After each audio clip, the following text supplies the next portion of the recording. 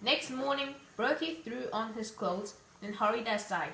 His message was still there, but the only footprints in the flower bed belonged to Whipper. Bertie trailed back inside. Surely the aliens couldn't have missed his message. It spelled it out in capital letters. He slumped on the sofa to watch TV. Ding dong. Bertie, can you get that? Called Mom. Bertie dragged himself off the sofa and went to open the door. Yikes! Was he dreaming? Standing outside were two actual aliens, large as life. They had green face and enormous bug eyes, exactly like the aliens in films. Flob, said the taller one. Flob, said the other, waving a space gun. Bertie was so excited he could hardly speak. The aliens had answered his message. Here they were, standing at the front door. Who is it? Called Mom. It's just the postman, Bertie shouted back. He couldn't let his mom see the aliens. She'd probably scream the house down and scare them away. Come in, he whispered, beckoning to them. Bertie hurried the alien upstairs to his bedroom and closed the door. He had so many questions he hardly knew where to start. Where's your spaceship? What planet are you from? He asked. I'm Bertie, by the way. Bertie. He pointed at himself to make them understand. Flib, flub, flop, cried his visitors, sitting down on the bed. For aliens, they seem pretty friendly. This is amazing, said Bertie. Wait till Darren and Egon hear about this. The aliens looked at each other. Bertie's thought was racing. No one was gonna believe this, not unless they saw it with their two own eyes. But who could they tell? Bertie's eyes fell on the leaflet on the floor. Of course, Mr. Nothing. He was an expert on stuff like this. Wait here, Bertie told his visitors. I'll bring you something to eat. He hurried down on the phones in the hall. Luckily, Mr. Nothing answered after a moment. You better come quickly, said Bertie, keeping his voice low. What? Who's this? Asked Mr. Nothing.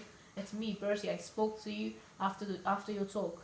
Oh, the boy at the library, said Mr. Nothing. Yes, but listen, I've got two aliens here at my house, said Bertie. Aliens? Mr. Nothing snorted. Is this your idea of a joke? No, I'm serious, replied Bertie. I left them a message and they came. Look, I really don't have time for games, sighed Mr. Nothings. Fine, don't come, said Bertie, but if you don't, you'll be missing the greatest day in history. There was a long silence on the end of the phone.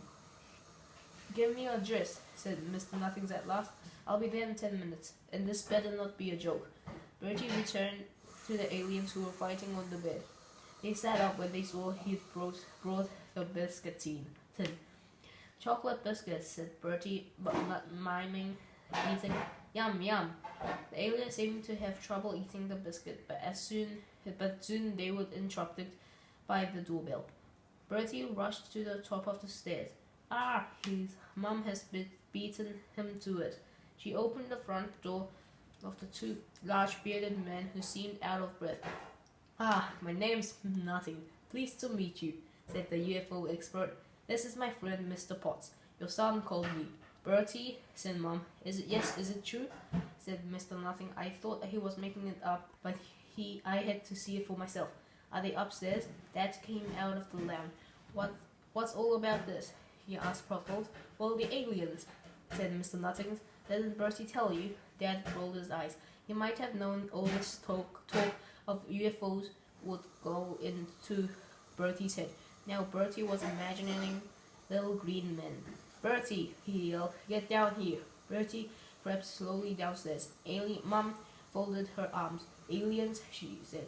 I'm told we have some in the house. Said Bertie, nodding. I suppose you want to see them? I think we'd better, don't you? Said Mom. Bertie disappeared. A minute later he was back with two small bug-eyed creatures. Mr. Nothing let out a groan. That's them? The aliens? Yes, said Bertie. They just turned at the house. Did they? Said Mom. I think I can guess why. She pulled off the alien's rubber mask. Darren and Egon was grinning. Flop, said Egon. Flip, said Darren. Ha ha, fooled you, Bertie. Bertie looked stunned. How could he have been so stupid? He could have guessed it was his friend playing a trick. Mom, Dad, and the UFO spotters glared at him, waiting for an explanation.